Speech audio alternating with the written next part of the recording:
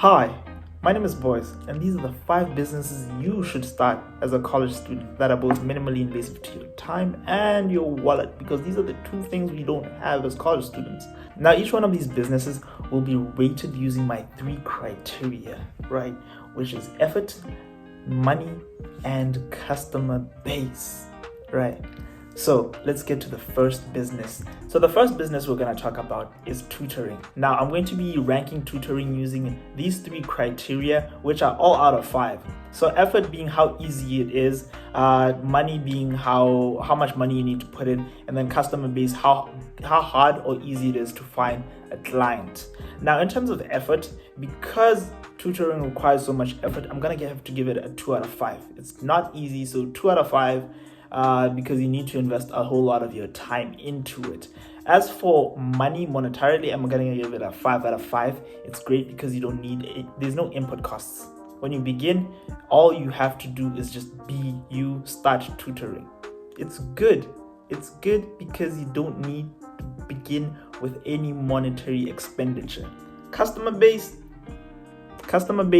is good also, but I'm giving it a mid-range level because customer base entirely depends on your own credentials, right? And the best credentials are usually your own personal grades. So if you can prove to other people that you have good grades, you're not going to have a very difficult time finding clients. It can be a very big cash out, but because of the effort that is behind starting a tutoring business, I personally wouldn't recommend, but that's why it's number 5 on my list. Okay, now let's go to number 4. Number 4 on my list is self-thrifted goods. Now, I sold thrifted clothes. Thrifted clothes, you can just go into like your local flea market, pick up a few items, and then start marking them up, selling them on Instagram. Now, as for effort, time, effort, money, and customer base, right? We're gonna be ranking those. Okay. So effort-wise, it isn't very difficult. You just head there one afternoon, 2 hours in your day, like once per, a month, and then you pick up some clothes, and then you post that stuff on Instagram. And then as for money, yeah, you're gonna need a little bit of money. I would recommend at least like $100 to begin with, like 1,000 rand. And then as for customer base is probably one of the easiest to find because as long as you got an Instagram running, you'll be able to sell that stuff. Now, number 3 on my list, right? Number 3 on my list happens to be starting a cab. If you have a car, you can start a little cab to transport other students that live near where you live. And then sometimes on the weekends, you can be a baddie cab. What do I mean by a baddie cab? Girls, people party in college. And sometimes they don't have safe transport, and they need somebody they can trust. You can be that guy. You can transport all the baddies from whatever party they're at back home, and they'll pay you because you are cheaper than the night cabs. So just be a baddie cab and you're good. I made a decent amount of money using this. I would pick up baddies on the weekend, and then whilst going home on my own journey home, I would pick up other people, and then we'd all head home. Fuel wise, everything, it was good. I made some decent money from this. So time and effort, very decent. Money wise, I didn't need to put in anything. I already had a car. And then customer base, there's plenty.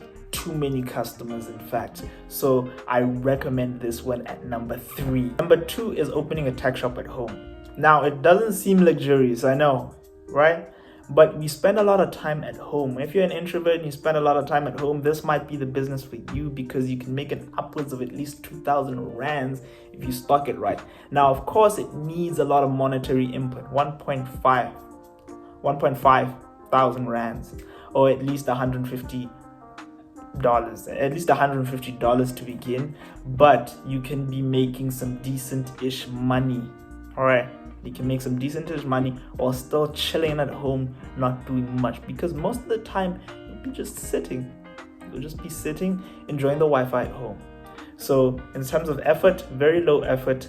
Money-wise, yeah, it's a little bit of a heavy hitter, but it will produce your money back very quickly. And then customer base, there'll always be people who are willing to buy from your tech shop in your neighborhood. So this one, I put it at number 2. I highly recommend. And then the business that I recommend as number 1 is selling stationery. Yep, order stationery off Alibaba, right? And then come and resell it.